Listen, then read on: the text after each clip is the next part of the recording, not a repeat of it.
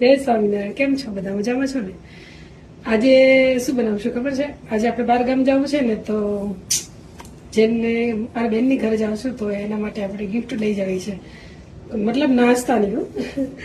પણ એને છે ને પેલા આપણા અહીંયા સુરતી ખાજા આવે ને બહુ ભાવે.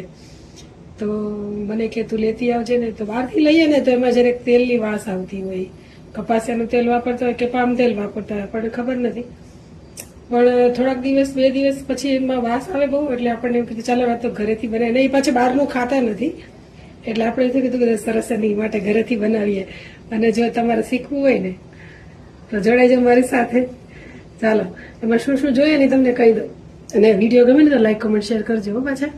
અને આપણે પછી છે ને અમદાવાદ જવું છે ને, ત્યાંથી એ બેનની પાસેથી બધી રેસીપી શીખશું. એને પણ બહુ બધી આવડે છે, શીખવી છે ને તમારે. ચાલો, જય સ્વામિનારાયણ. જો મિત્રો, આ મેંદો લીધો છે આપણે, ચાળી નાખ્યો છે.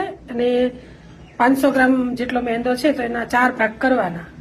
બરાબર? તો જો આ 4 કપ જેવું થાય, આ કપ ભરી લેવાના. તમારી પાસે જે માપ હોય એ. પેલા થોડું બનાવવાનું, આપણે પહેલી વાર બનાવતા હોય ને તો પહેલી વાર થોડું બનાવવાનું. આવા 4 કપ નાખી દેવાના.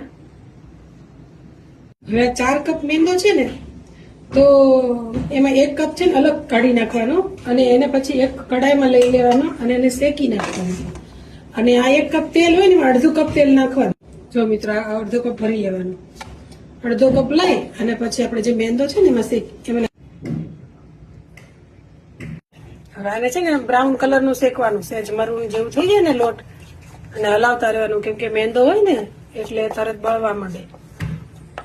છે ને લોટ બાંધવો છે, એટલે એમાં અડધું કપ તેલ વધ્યું હતું ને એ નાખી અને અડધો કપ પાણી નાખવાનું. કપ પાણી નાખી દીધું અને સહેજ અમથું.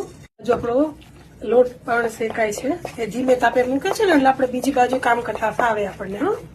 હાથ પ્રમાણે મીઠું નાખી દેવાનું. પડી ગયું છે ને, હવે એને બંધ કરી દેવાનું ગેસને. જો આ બાજુ આપણો આ લોટ પણ શેકાઈ ગયો છે સરસ. જો બ્રાઉન કલરનો શેકાઈ ગયો છે.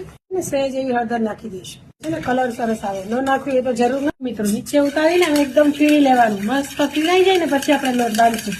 આપણો લોટ છે, હવે એમાં નાખી દઈશું. તો સમાઈ જશે. ઉપરથી પાણી બીજું પણ જશે. સાદું પાણી ઉપરથી જોશે હજી, કેમ કે ઘટે ને એટલે પાણી થાય નહીં. જો મિત્રો, લોટ એકદમ ઢીલો બાંધવાનો, બહુ કઠણ નહીં બાંધવાનું. પછી આમ પછાડવાનું. જેટલો તમે એને પછાડો ને કૂણો ને, એટલી મસ્ત જાળી અને લેયર પડે. જો મિત્રો છે ને, આ થઈ ગયું ને મસ્ત. હવે છે ને પોળો પોળો કરી અને એને ઢાંકીને મૂકી દેવાશું આપણે.